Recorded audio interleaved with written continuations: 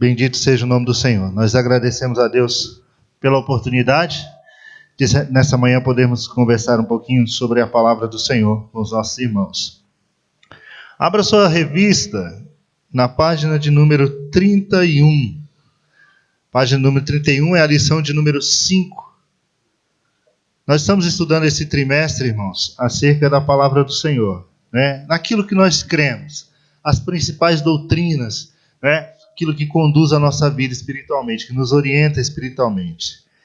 E nós vimos que nós servimos a um Deus que ele tem o propósito de se revelar aos seus. O maior desejo de Deus é que o homem o conheça. E o conheça para que possa servir, para que possa ter um relacionamento entre Deus e o homem. Então Deus resolveu se revelar ao homem. E ele fez isso de várias formas, ele fez isso através da natureza. Ele escolheu uma nação, separou um povo, para que através desse povo seu nome fosse conhecido, seu nome fosse manifestado. Do meio desse povo ele levanta profetas, homens aos quais ele inspirou para que falasse a sua palavra, e mais que isso, para que escrevesse a sua palavra, para que ela pudesse chegar até nós. E o Deus que deu a sua palavra, que inspirou homens, que inspirou pessoas para escrevê-la, foi o mesmo que durante toda a história ele preservou e guardou a sua palavra para que ela chegasse até a gente e até a você. Então hoje nós louvamos a Deus pelo privilégio de nós termos acesso à palavra do Senhor, as verdades acerca de Deus. Deus se revelou a nós. E tudo isso com o propósito de que, mais na frente, a revelação completa de Deus viria através do seu Filho Jesus Cristo. Ele se revelaria de uma forma completa e plena a nós e final a nós através do seu Filho Jesus Cristo. Nesta manhã, irmãos, nós vamos estudar a lição número 5. E aí na página de número 31, nós temos o título da lição, que é uma pergunta, né? Precisávamos de um Velho Testamento? E logo em seguida você tem o texto áureo, que é um texto de Gênesis capítulo 1, versículos de 1 a 3. Vamos ler esse texto aí na nossa revista. Diz assim: No princípio criou Deus os céus e a terra era sem forma e vazia, e havia trevas sobre a face do abismo, e o Espírito de Deus se movia sobre a face das águas. E disse Deus: haja luz, e houve luz. Glória a Deus. Irmãos, é interessante nós pensarmos acerca do Velho Testamento, porque há vários pensamentos, há várias doutrinas acerca da importância do Velho Testamento. E as pessoas acabam chegando a dois extremos. O primeiro extremo é aquele de achar que o Velho Testamento ele já não mais interessa para nós. Já não há mais razão para nós ficarmos estudando ou nos debruçarmos sobre o Velho Testamento, até porque a revelação plena de Deus já se deu através de Jesus Cristo. Jesus já veio, já trouxe a nova aliança. Deus se revela de forma plena e completa através de Cristo. Então não há mais necessidade de nós buscarmos nada no Velho Testamento. O Velho Testamento já não nos interessa, é absolutamente descartável. Esse é um dos extremos que se tem acerca da visão do Velho Testamento. Outros já vão para o outro extremo, e nesse outro extremo talvez seja até mais perigoso, porque eles acham que o Velho Testamento ele ainda vigora com todas as suas leis, com todas as suas regras, com todos os seus costumes, com todas as suas tradições, e que nós temos que observar essas tradições. É por isso que a gente chega em alguns lugares e a gente vê um candelabro, a gente vê uma bandeira de Israel, a gente vê as pessoas tocando o chofar para chamar o povo, a gente vê as pessoas guardando o sábado, porque elas acreditam que as tradições, as leis e as práticas do Velho Testamento, elas ainda continuam em vigor e devem ser guardadas. Então veja que diante desse quadro a gente tem dois extremos. Temos aqueles que olham para o Velho Testamento e dizem, não serve mais, esse aqui a gente não precisa mais, já temos um Novo Testamento, já temos a revelação de Deus plena e completa através de Jesus, então não preciso mais. E tem o outro extremo, que é o Velho Testamento ainda está em vigor e a gente precisa observar tudo, e precisa guardar tudo. Os adoradores das nossas igrejas serão chamados de levitas, porque é assim que eram chamados no Velho Testamento, então é assim que eles devem ser chamados. Então as pessoas acham que devem trazer tudo isso para a igreja, porque está lá no Velho Testamento. Mas qual é o ponto de equilíbrio que se faz diante dessas duas interpretações? Qual o ponto de equilíbrio? Quem trouxe esse ponto de equilíbrio? E a gente vai ver que Cristo ele trouxe esse ponto de equilíbrio. A forma como o Velho Testamento deve ser encarado é a forma como Cristo encarou o Velho Testamento. Cristo encarou o Velho Testamento como palavra de Deus, como aquilo que era a revelação de Deus e que deveria ter sido cumprido. E Cristo encara o Novo Testamento de uma forma reverente, olhando e dizendo, olha, o que acerca de mim estava escrito, se cumpriu. E os apóstolos, eles encaram da mesma forma como Cristo encarou. Tanto é que o escritor aos Hebreus, ele diz, olha, Deus falou antigamente aos pais pelos profetas, de várias formas, de várias maneiras. Mas nesses últimos dias, ele nos fala através do Filho, através de Jesus Cristo. Então veja bem, veja aí a introdução da nossa lição. Ela diz assim, página 32, introdução. O Antigo Testamento, ou Velho Testamento, é o nome que nós cristãos damos aos livros bíblicos que vão de Gênesis a Malaquias. Escritos originalmente em hebraico, constituíam aqueles, antes da primeira vinda de Cristo, o conjunto de livros sagrados do povo de Israel. Trata-se da antiga aliança. Então o que é o Velho Testamento? O Velho Testamento são esse conjunto de 39 livros que vai de Gênesis a Malaquias. Né? Era a Bíblia dos judeus, era a Bíblia que o Senhor Jesus usava na sua época. O cânon do Velho Testamento já estava fechado 200 anos antes de Cristo. Já estava fechado, já era exatamente do jeito que a gente tem aqui, de Gênesis a Malaquias. Então, esses livros já estavam assim selecionados. O cânon já estava fechado. E estes eram os livros, era a Bíblia que os judeus utilizavam na época de Cristo, no Velho Testamento, na Velha Aliança. E numa visão bem ampla, assim, do Velho Testamento, de como era configurado os livros, como era a formação desses livros, a gente tem aqui na página 32, no ponto 2, né, uma visão panorâmica mesmo, desse Velho Testamento. Primeiro, o Velho Testamento ele está dividido na lei, nos livros históricos, nos livros poéticos e nos livros proféticos. O que era a lei? A lei, os 5 primeiros livros, o Pentateuco, Gênesis, Êxodo, Número, Deuteronômio, Levítico e Deuteronômio. Esses 5 primeiros livros eram chamados Pentateuco, ou seja, era chamada a Torá, a lei, que foi a manifestação de Deus. E aqui a gente vê que de uma forma especial, esses livros, eles retratam a revelação do Deus Criador. O Deus que criou todas as coisas. O Deus que chamou do nada à existência as coisas que hoje existem. Quando a gente vai no Gênesis, a gente vê exatamente no Gênesis a revelação deste Deus. E ainda mais, o momento em que Deus chama Abraão, e Deus de Abraão faz uma grande nação, de Abraão ele levanta os patriarcas, ele levanta a nação de Israel. A história desse povo, a história de Abraão, de seus filhos, de sua descendência, a história desse povo como peregrino ali na terra do Egito, o livramento, a libertação de Deus tirando esse povo da terra do Egito, todos esses fatos estão narrados ali no Pentateuco, nesses 5 primeiros livros. Até o momento em que Moisés, que é o autor desses livros, ele parte para a eternidade. Então veja que aqui já de início há uma revelação de Deus nos livros do Pentateuco, nesse primeiro momento. Depois nós temos o segundo conjunto de livros, que são os livros históricos, que são os livros de Josué, Juízes, 1º e 2º Samuel, 1º e 2º Reis, 1º e 2º Crônicas, Esdras, Neemias e Esther.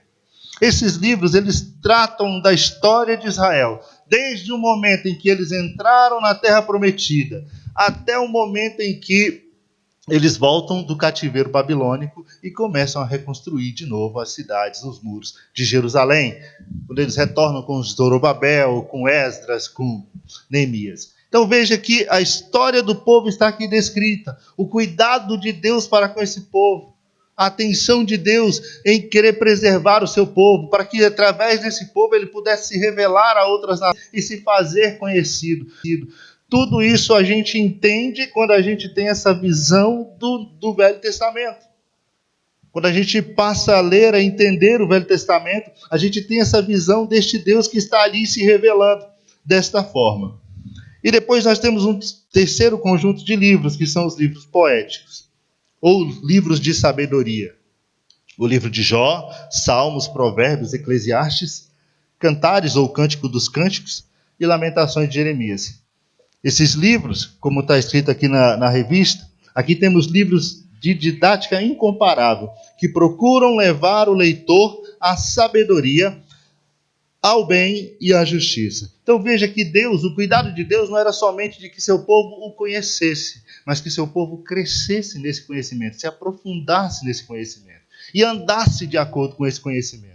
Então os livros de sabedoria, eles trazem uma visão mais profunda acerca de Deus, daqueles homens que andaram com Deus, que tiveram experiências com Deus e resolveram passar essa experiência para os mais jovens, para que eles pudessem ler, entender e crescer no conhecimento de Deus. Quando você lê Provérbios de Salomão, é essa visão que você tem. Você tem a visão de um Salomão que já está velho, mas que andou com Deus, que teve um relacionamento com Deus e agora escreve para pessoas que vêm depois dele dizendo, olha, tudo que tem nessa vida, de tudo que há nessa vida, o mais importante é temer a Deus. É temer a Deus. Então veja, ele vai passando esse conhecimento, vai transmitindo esse conhecimento. E veja que agora o que Deus preparou ali de uma forma bem específica para o seu povo, aplica-se a toda a humanidade. Todos podem buscar esse mesmo conhecimento ali nos livros poéticos. São livros que servem de inspiração para as canções. Eu fico impressionado com que as pessoas elas olham para os salmos, né? E os salmos, de fato, eles eram cantados ali pelo povo de Israel. Nós temos os salmos de peregrinação, que eram os salmos que eles cantavam quando estavam se dirigindo para Jerusalém, para as grandes festas em Jerusalém. E eu fico impressionado quando as pessoas hoje elas conseguem olhar para os salmos e conseguem fazer canções. Conseguem colocar música ali. Né? É a coisa mais linda, porque a palavra de Deus ela inspira, ela nos leva a isso. E o Velho Testamento ele tem esse poder de nos inspirar e levar o homem a cantar, a louvar a Deus, a glorificar o nome do Senhor. E por fim temos o outro conjunto de livros que são os livros proféticos. Os livros dos profetas maiores, Isaías, Jeremias, Ezequiel, Daniel, e os livros dos profetas menores, Joel, Amós, Obadias, Jonas, Miqueias, Naum, Abacuque, Sofonias, Zacarias, Malaquias. São maiores não porque fizeram mais obras que os outros, não porque tiveram mais grandes feitos, foram mais usados por Deus do que os outros, nada disso. São maiores porque escreveram mais. Você pegar o livro de Isaías, tem mais de 60 capítulos. Agora você pega o livro de Jonas, você tem 3 capítulos. Então Isaías é um profeta maior, escreveu mais.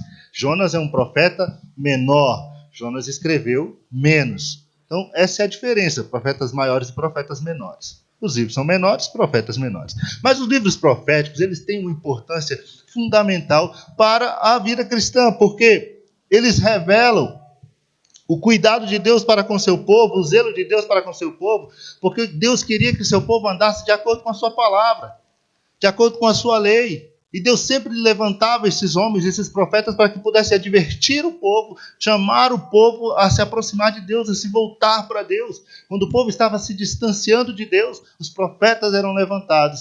E como homens de Deus, eles chamavam a atenção do povo para voltarem a Deus, para guardar a lei, para guardar a palavra do Senhor. E mais que isso, os livros proféticos, eles nos trazem, os livros proféticos nos traz uma visão do futuro. Quando você lê o livro do profeta Daniel, você vê que ali há profecias escatológicas que se cumpriram e que ainda hão de se cumprir. Quando você lê o livro do profeta Isaías, Isaías profetizou acerca de Cristo, e profetizou de uma forma tão clara e transparente que parecia que Isaías tinha vivido os dias de Jesus. Lançou-se dúvida sobre a época em que Isaías foi escrito exatamente por isso, porque Isaías ele profetiza, ele fala do Cristo como se ele tivesse vivido a época do Cristo. Então os livros proféticos, eles também trazem essa visão do futuro. Essa visão das coisas que irão acontecer. Então veja, o Velho Testamento, ele tem essa importância. Ele tem essa importância enquanto palavra de Deus. É importante enquanto palavra de Deus, porque quando conhecemos o Velho Testamento, nós temos uma visão melhor do Novo Testamento. Somente com esse conhecimento do Velho Testamento, nós podemos nos aprofundar no conhecimento do Novo Testamento. Ele nos abre, ele nos esclarece muitas coisas e muitos detalhes no Novo Testamento. A gente vai ver aqui mais na frente. No ponto 3, aqui a revista trata da importância do Velho Testamento. E há 3 pontos importantes a serem destacados dentro dessa importância do Velho Testamento. A primeira é a questão da importância teológica do Velho Testamento. Depois, a importância religiosa do Velho Testamento. E, por fim, a importância social do Velho Testamento. A importância teológica do Velho Testamento está exatamente no fato de que é através do Velho Testamento que nós temos contato com as primeiras revelações de Deus para a nossa vida. É aquilo que nós falamos. Deus, ele começa a se revelar ali no Velho Testamento. E essa revelação que começa ali no Gênesis, ela segue de modo progressivo durante todo o Velho Testamento. Deus vai se revelando a nós, se descortinando à humanidade ali durante o curso do Velho Testamento. E quando chega no Novo Testamento, aí vem-se a manifestação completa de Deus através de Jesus Cristo. Ocorre a manifestação completa de Deus através de Jesus Cristo. Mas veja que tudo começa ali, no Velho Testamento. Tudo começa lá no Gênesis. Deus, ele começa se revelando ali e essa revelação ela vai se expandir. Página 33, veja aí no ponto 3, ponto 1. Diz assim, a importância teológica. No Velho Testamento, somos apresentados e temos a primeira revelação de um Deus pessoal e Senhor de todas as coisas. Com absoluta certeza, tudo o que precisamos saber sobre Deus foi manifestado em Cristo. Eis o motivo pelo qual o Evangelho é fundamental. Entretanto, tudo começa e se expande a partir do Velho Testamento. Ali temos o primeiro contato com Deus Criador, preservador, salvador, provedor, o Senhor da justiça, o Senhor piedoso, o Senhor das guerras, o Senhor dos exércitos. Veja que toda a revelação de Deus para nós, ela se dá de forma completa através de Cristo mesmo. Né? Mas o Velho Testamento é onde tudo começa. É onde tudo tem início. A compreensão perfeita do Novo Testamento se dá quando estudamos com atenção o Velho Testamento. Isso é importante. Você já pensou que a Bíblia que Cristo utilizava no cotidiano era o Velho Testamento? Já falamos sobre isso, né? Com ele, o mestre venceu as tentações, respondeu os saduceus, fariseus, zelotes, os herodianos, mostrou como deveria ser ser interpretado e confundia doutores da lei desde criança.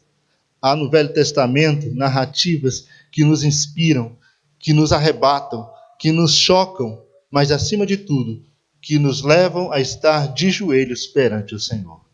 Não podemos nos esquecer que Deus falou na antiguidade aos pais pelos profetas e que nos nossos dias nos fala somente por Cristo, como está em Hebreus capítulo 1, versículo 1. Sim, a lei e os profetas duraram até João Batista, mas não podemos esquecer que, para maior profundidade quanto às riquezas da nova aliança, é preciso compreender a velha aliança.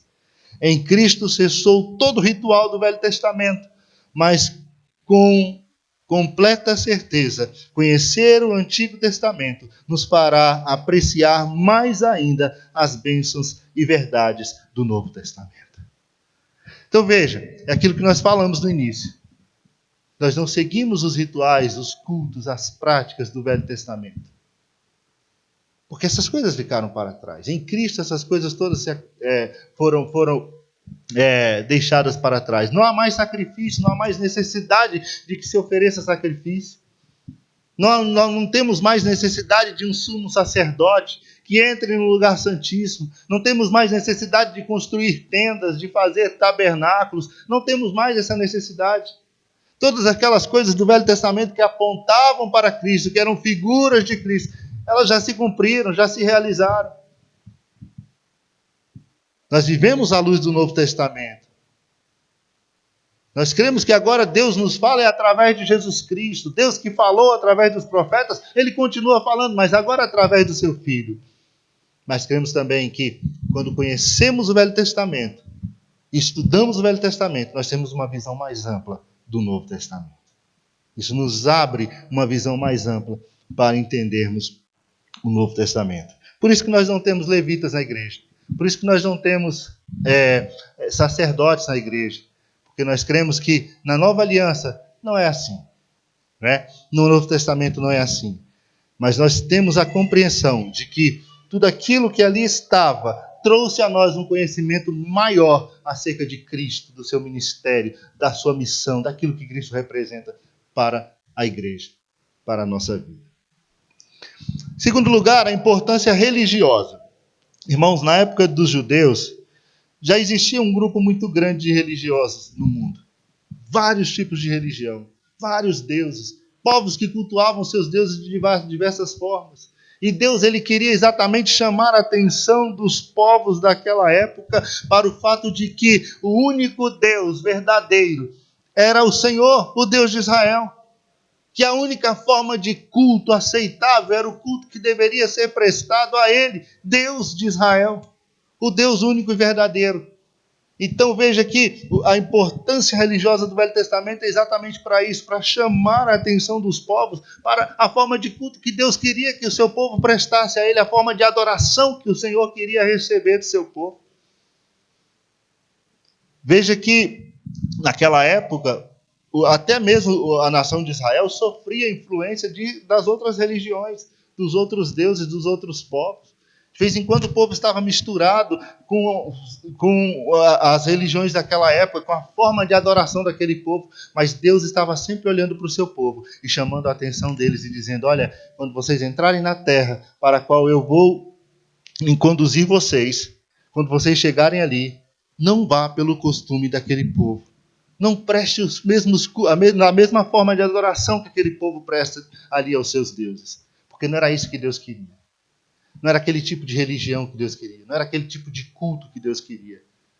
Os cultos regados à prostituição, os cultos regados à imoralidade e tantas outras coisas, os cultos a Baal e a tantos outros deuses. Deus condenava esse tipo de culto, esse tipo de adoração. E Deus não queria que o seu povo se misturasse. E o Velho Testamento ele traz exatamente isso, essa diferença entre o que é de fato a religião perfeita para com Deus, aquilo que Deus quer que seja feito, a forma de adoração perfeita, aquilo que Deus quer, como Deus quer que o seu povo o adore. Veja que bastante significativo ainda é, no Velho Testamento, Deus se manifesta a um povo e deseja manifestar à humanidade que todas as demais formas de crença eram incorretas. Veja que todos os demais povos tinham seus deuses, adorados através de imagens e ídolos. Com o Velho Testamento, Deus manifesta seu desejo de que a humanidade o reconheça como o único Deus verdadeiro. Como o único Deus verdadeiro. Deus se manifesta assim. É assim que Deus se manifesta. Veja que todas as manifestações de Deus lá no Egito, para Faraó, na Babilônia, para Nabucodonosor, Deus reprovando aquelas formas de religião, o costume daquele povo e se mostrando como o único Deus verdadeiro, como o único que merece e deve ser adorado. Então, essa é a importância religiosa do Velho Testamento. E, por fim, a importância social do Velho Testamento. Né? A gente vê que no Velho Testamento há um conjunto de leis sociais, que para a época era de um avanço, de uma perspectiva muito além do que aqueles povos ali podiam prever. Deus trouxe isso para aquele povo. Deus trouxe uma lei para aquele povo. Deus regia a vida daquele povo, o cotidiano daquele povo. A forma como eles deveriam se relacionar. A forma como eles deveriam buscar a preservação. Viverem juntos. Então veja, Deus ali se revelava de uma forma bastante diferente do que os outros povos tinham. Veja aqui. Por fim, com o Velho Testamento, Deus traz ao mundo conhecido a mais revolucionária legislação da época. A legislação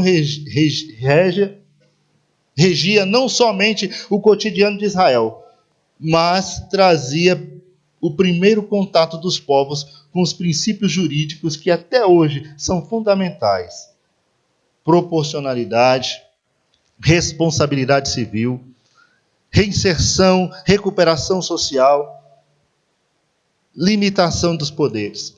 É interessante quando você vê o sistema legislativo de Israel, né? Você olha quando Deus determina a construção de cidade de refúgio. Veja o que Deus faz ali para preservar a vida, né? Para que houvesse justiça.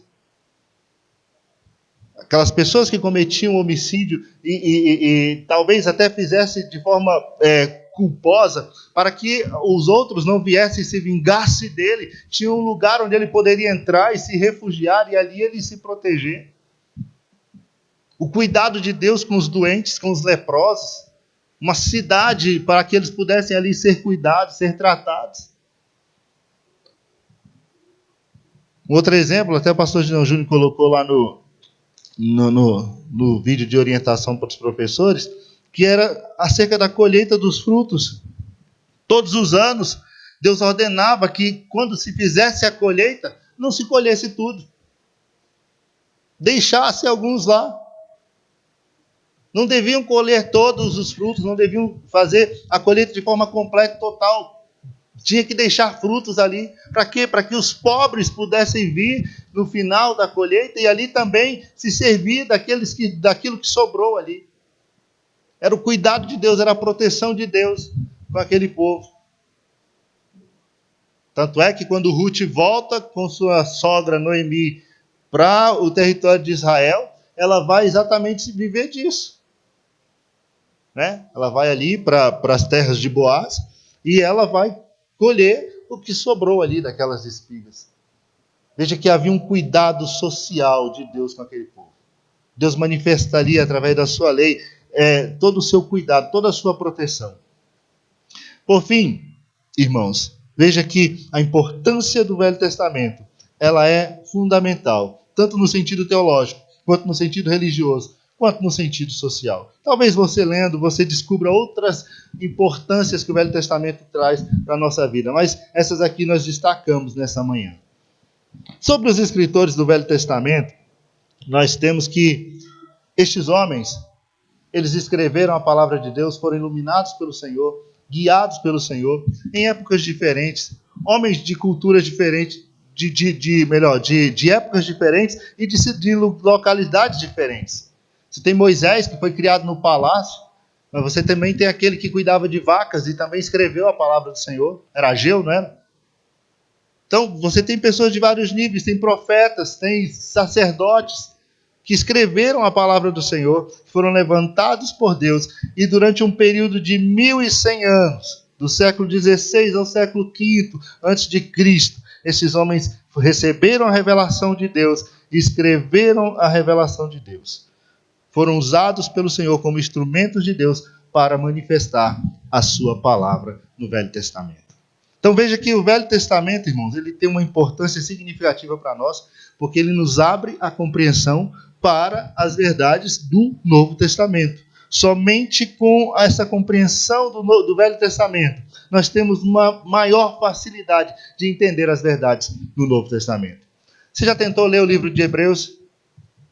Você viu tanto que o livro de Hebreus exige conhecimento do Velho Testamento, que nós conheçamos o Velho Testamento, que às vezes a gente lê o livro de Hebreus e se a gente não conhece o Velho Testamento, a gente fica um pouco perdido ali em tudo que está sendo falado, porque a carta aos Hebreus, ela vem exatamente descortinando isso, ela vem mostrando a superioridade de Cristo em relação a tudo aquilo que acontecia no Velho Testamento. Cristo superior a Moisés, Cristo superior ao sacerdócio da antiga aliança.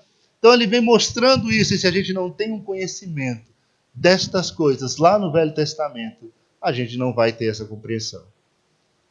Eu até estava pensando, estudando aqui a lição, né, que a gente estudou na lição passada sobre o tabernáculo, sobre, né, o templo, né, de Salomão, sobre Davi.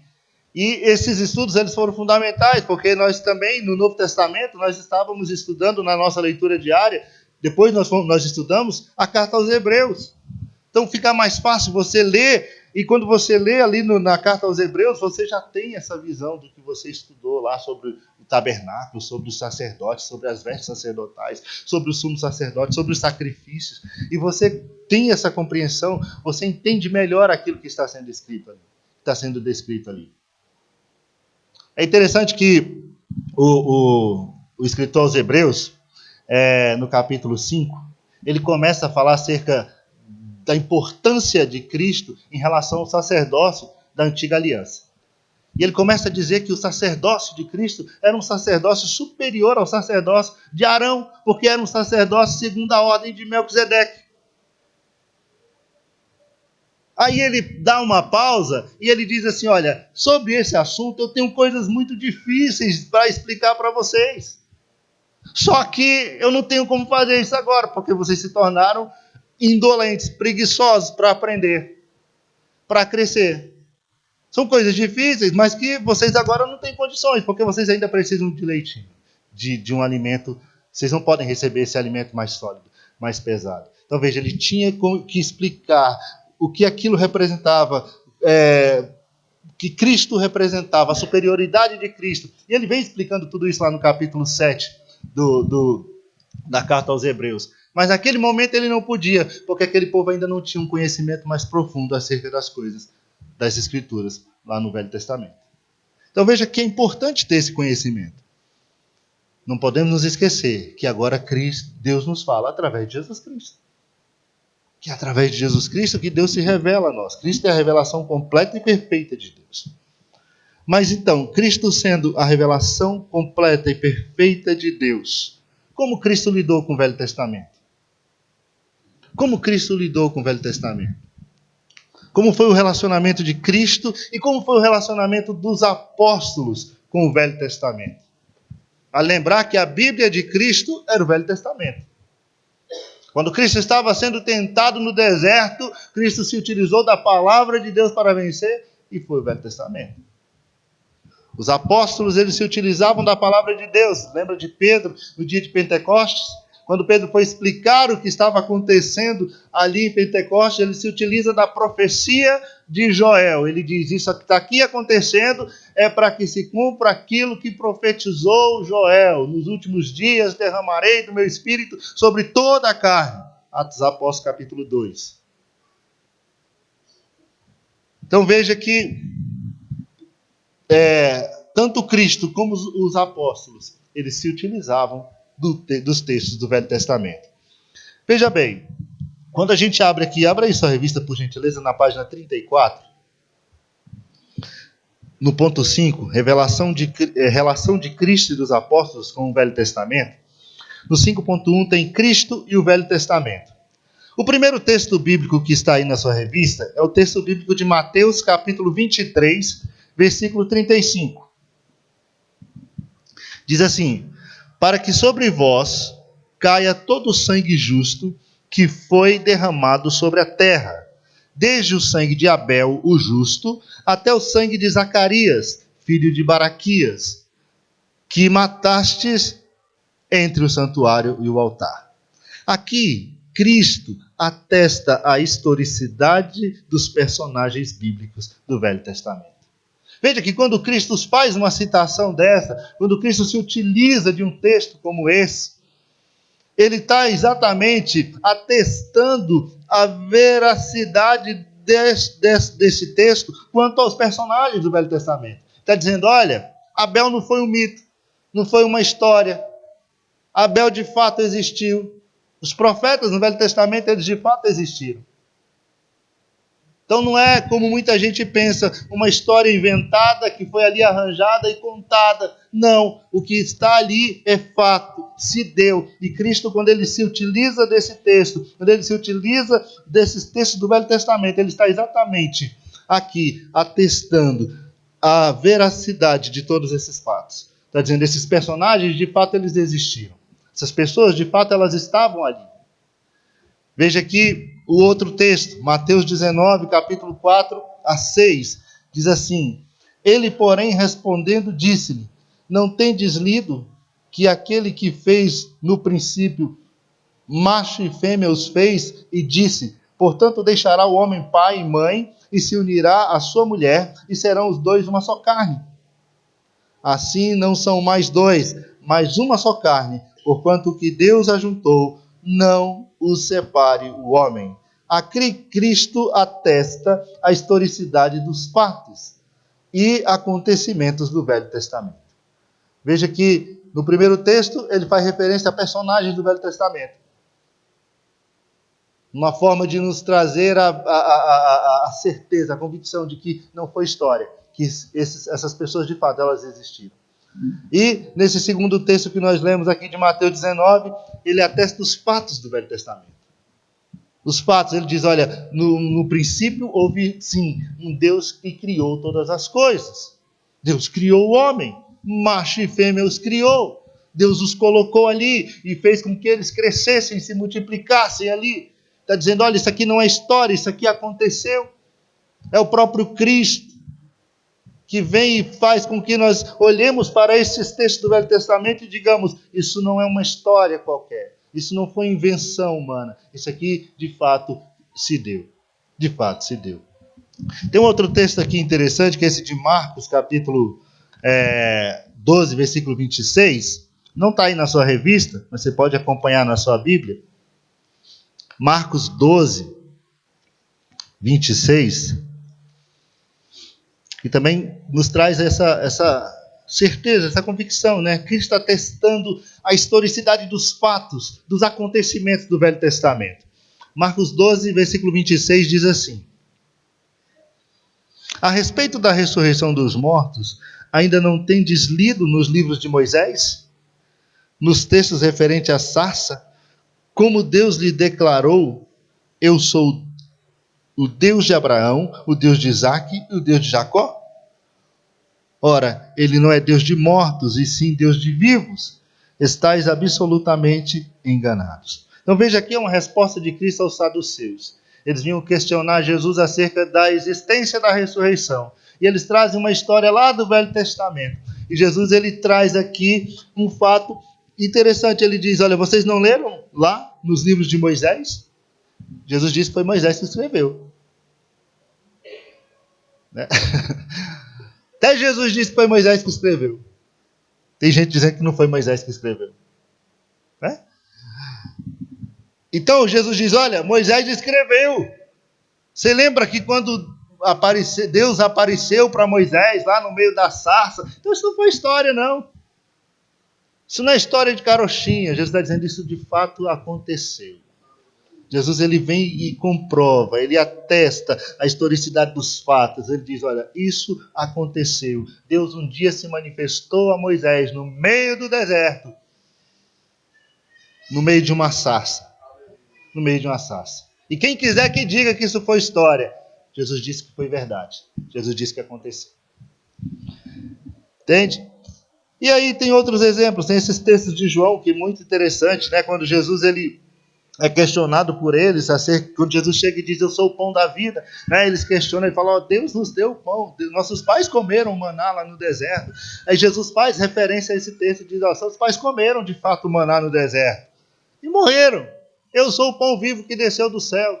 Quem vos dá o pão do céu, Deus agora vos dá o verdadeiro pão do céu, se referindo a ele. Então veja que Cristo ele atesta os fatos do Velho Testamento. Cristo vem e ratifica o Velho Testamento. Ele diz, olha, tudo que ali aconteceu, os personagens que ali viveram, todos são reais. Tudo aquilo ali é real, tudo aquilo ali é realidade. Não tem por que desprezar o Velho Testamento. Não tem por que desprezá-lo. Continuando aí na página 34, nós já vimos que Cristo atesta a historicidade dos personagens bíblicos e dos fatos bíblicos. Agora aqui no capítulo 5 de Mateus, versículos 17 e 19. Está aí na página 34 da sua lição. Não cuideis que vim destruir a lei ou os profetas. Não vim abirrogar, mas cumprir. Porque em verdade vos digo que até que o céu e a terra passem, nem um jota ou um tio jamais passará da lei sem que tudo seja cumprido. Qualquer, pois, que violar um destes mandamentos, por menor que seja, e assim ensinar aos homens, será chamado menor no reino dos céus. Aquele, porém, que os cumprir e os ensinar, será chamado grande no reino dos céus. Tais versículos demonstram a total reverência de Cristo ao Velho Testamento, de tal maneira que declara que veio cumpri-la. Então veja que Cristo ele olha para o Velho Testamento como palavra de Deus. Isso é a palavra de Deus e eu vim para cumprir. E eu vim para cumprir a palavra do Senhor. Veja que esse relacionamento de Cristo com o Velho Testamento, ele nos traz a convicção de que o Velho Testamento é de fato palavra do Senhor. É revelação de Deus. É Deus se revelando a nós. É Deus se mostrando a nós. E que a compreensão e o entendimento do Velho Testamento, ele lança a luz no Novo. Nos faz entender melhor o Novo.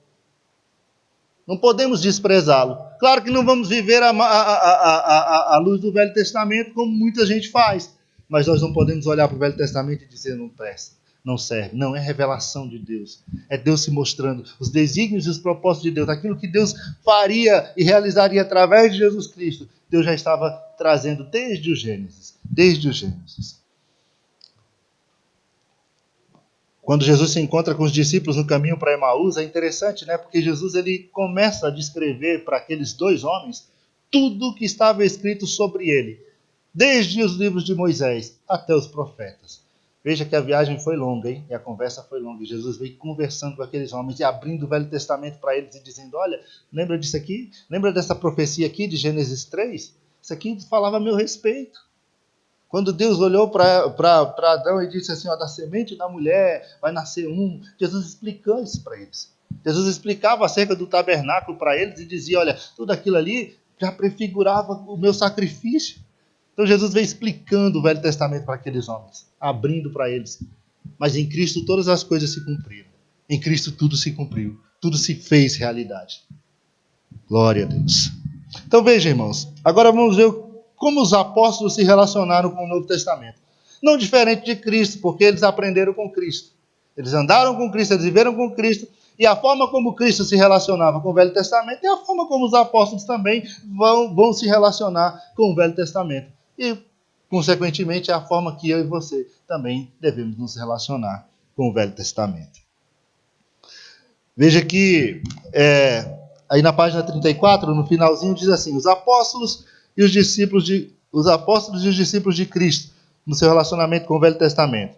Um dos fatos mais intrigantes é que o Velho Testamento descreve histórias incríveis. Cristo, ao vir e trazer à humanidade tudo o que precisamos saber sobre Deus, poderia ter levado seus discípulos a desacreditar completamente no Velho Testamento. Cristo poderia ter feito isso.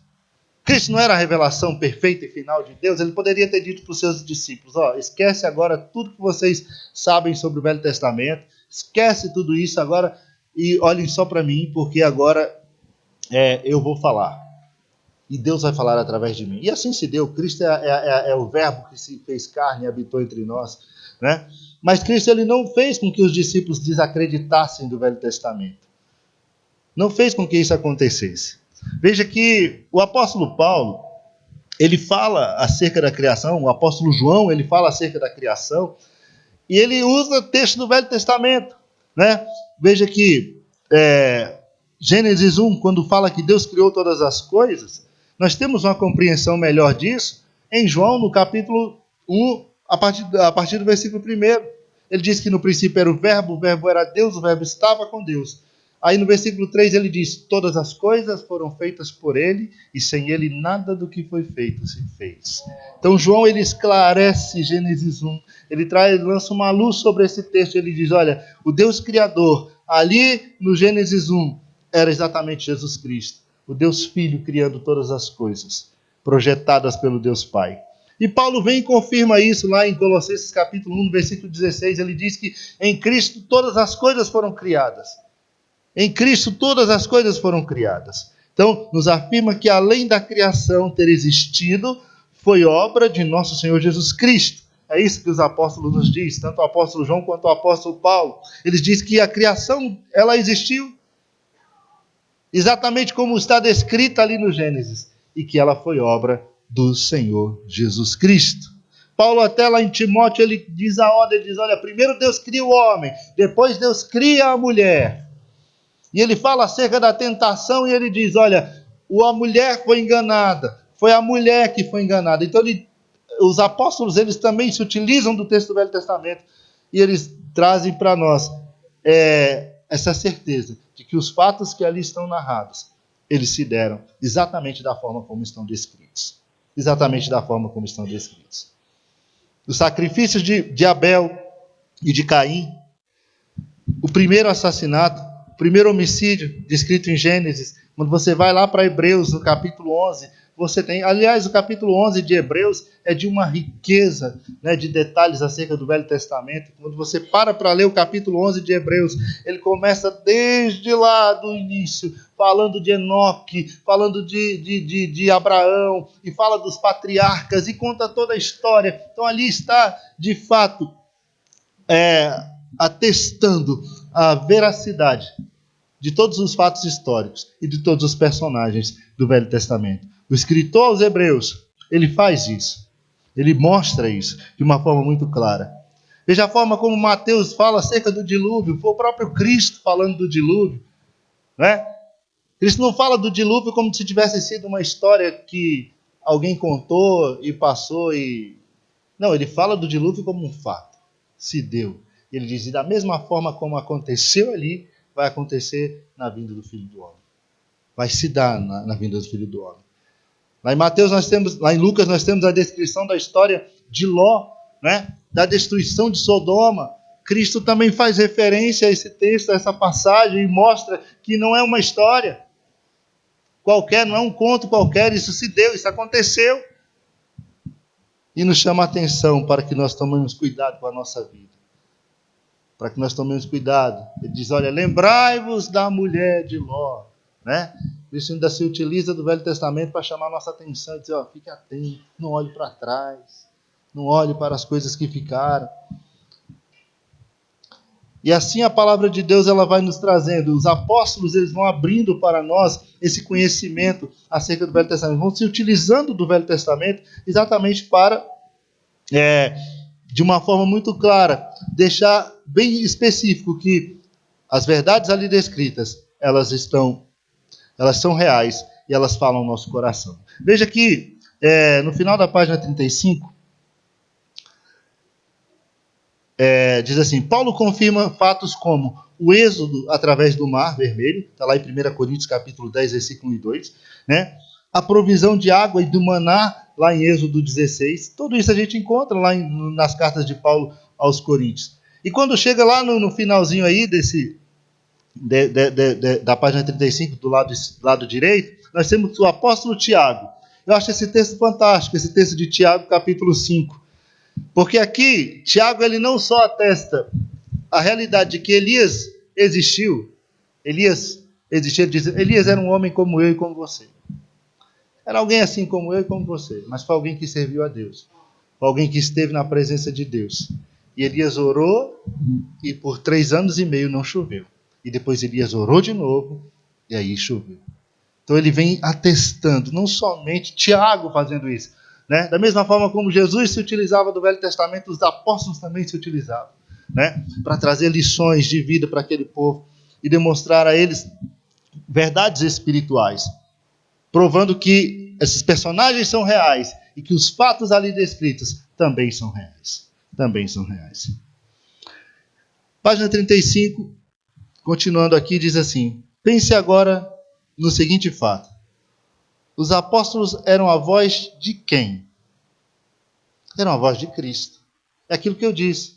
Os apóstolos eles aprenderam a lidar com a palavra com o próprio Cristo, né? Sim, de Cristo. Eles refletem o que aprenderam de Cristo. A visão que os mesmos tinham do Velho Testamento era exatamente a que Cristo passou para os mesmos. Era a visão que Cristo havia passado para eles. Aí veja que em destaque aí, amarelo aí na sua revista, Na página 35 está escrito assim: poderíamos multiplicar os exemplos, mas aqui não é o momento de fazê-lo. Tais foram somente para que chegássemos a uma conclusão. Se os apóstolos e o próprio Cristo criam nos fatos descritos no Velho Testamento, não seremos nós que desconfiaremos do que está ali escrito. Podem os críticos falarem o que desejarem. Nós somos a Igreja de Cristo, somos o seu povo e estamos fundamentados em Cristo e na doutrina dos apóstolos. Amados irmãos, não temas, merece confiança o Velho Testamento.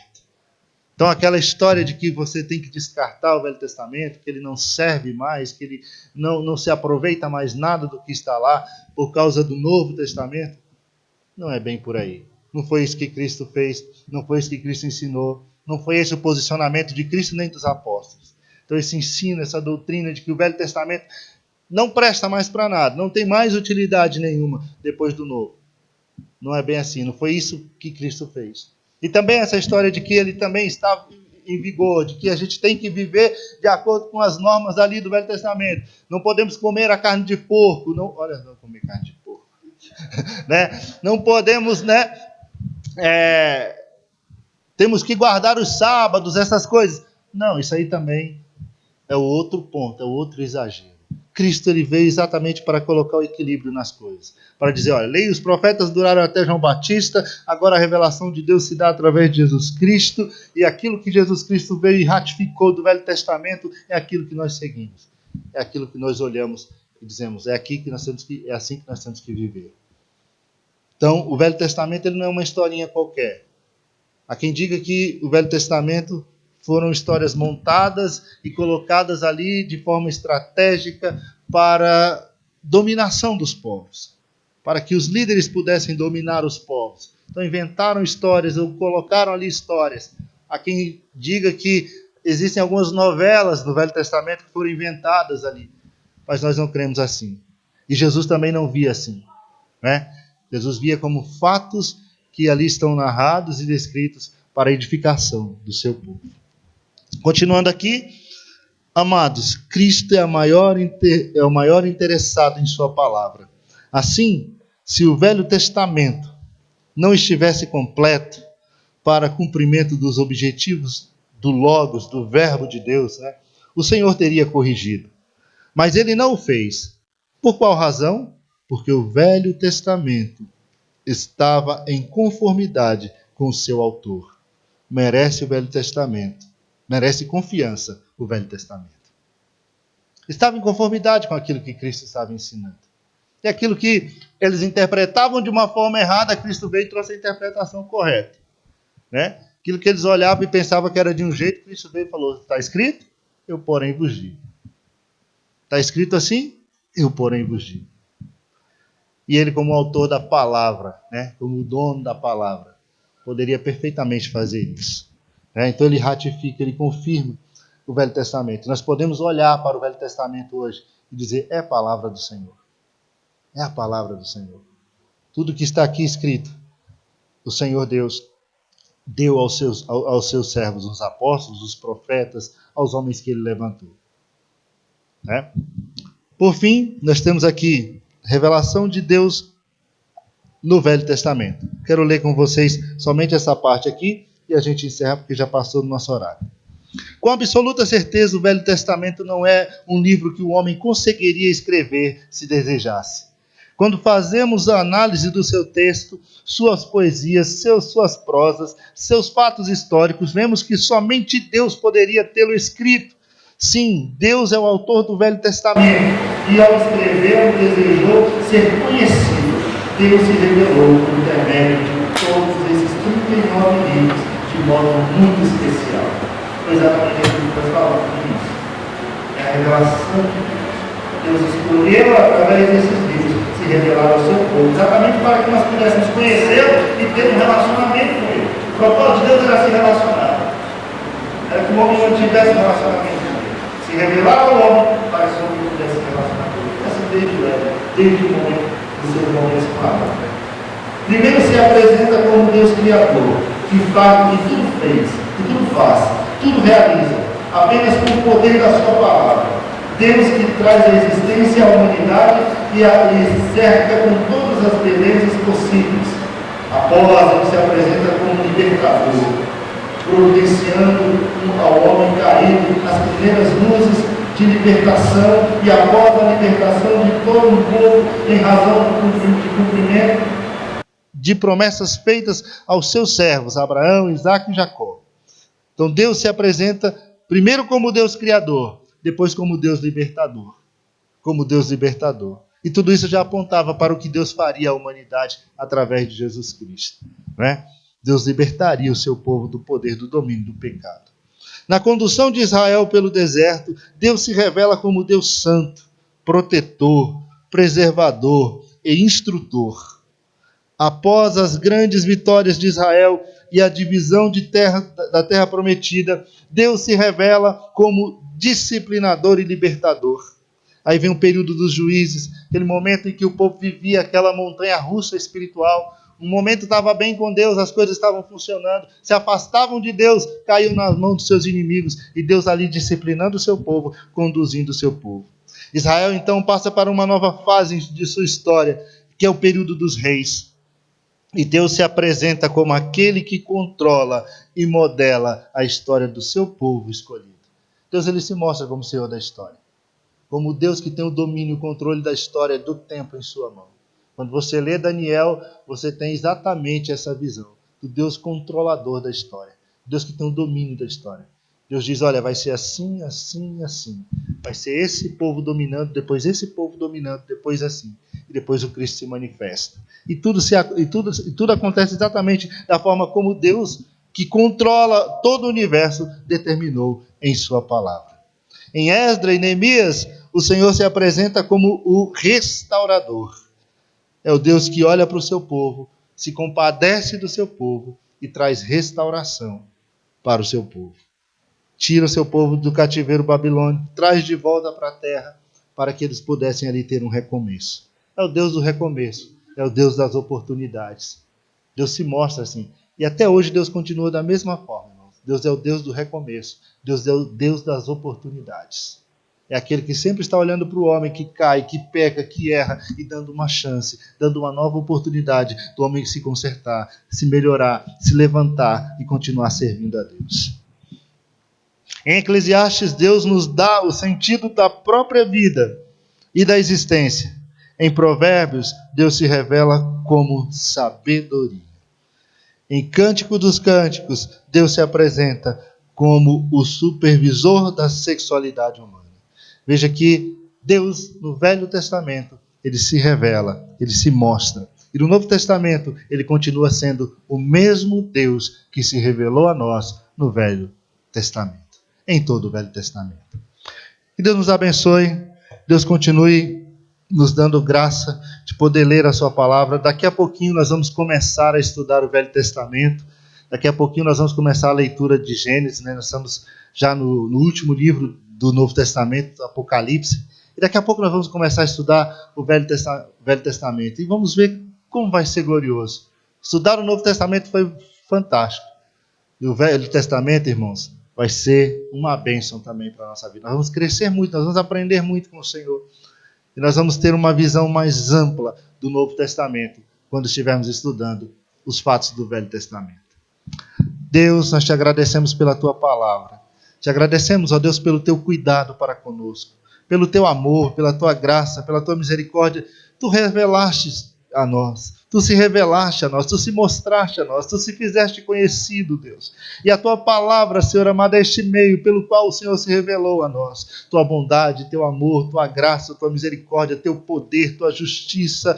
Ó Deus, tu se revelaste a nós. E nós te louvamos, ó Deus, por tudo que tu és. Nós te adoramos pelo que tu és, Senhor. Tu continuas o mesmo, tu continuas agindo no meio do teu povo, no meio da tua igreja. Como eras no passado, tu continuas com tua mão estendida. medida, cuidando do seu povo, cuidando da tua igreja, protegendo-nos, conduzindo-nos, ó Deus, guiando-nos em toda a verdade, através do Espírito Santo, através de Jesus Cristo. Nós te louvamos, Deus, te glorificamos. Obrigado pelo Velho Testamento. Obrigado, Senhor amado, porque ali o Senhor se revelou a nós. Ali começa toda a revelação. Ali tem início e de uma forma crescente vem toda a revelação acerca do Senhor, até que chegou a Cristo Jesus, o ápice de toda a revelação de Deus para nós. Muito obrigado, Deus. Abre a nossa mente, abre a nossa compreensão para a tua palavra. Deus, vai nessa manhã além das minhas palavras, onde eu jamais posso ir, Senhor, no coração, na mente do meu irmão, abrindo o entendimento e a compreensão de cada um de nós para a tua palavra, em nome de Jesus. Amém, amém. Obrigado, Deus abençoe os irmãos.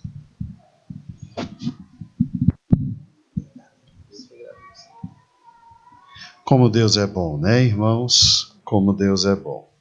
Em casa, leia o texto completo da lição, que ainda falta um texto final que nós deixamos para reflexão durante a semana. Amém? Você já conhece o nosso canal do YouTube?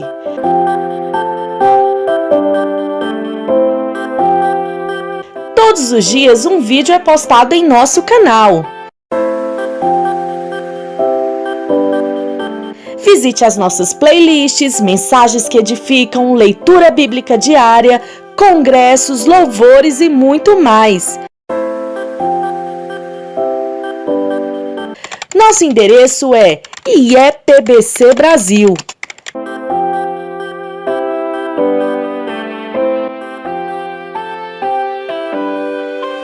Ah, e não se esqueça de se inscrever, deixar o seu like, ativar o sininho, pois dessa forma, cada vez que postarmos um vídeo, você será avisado.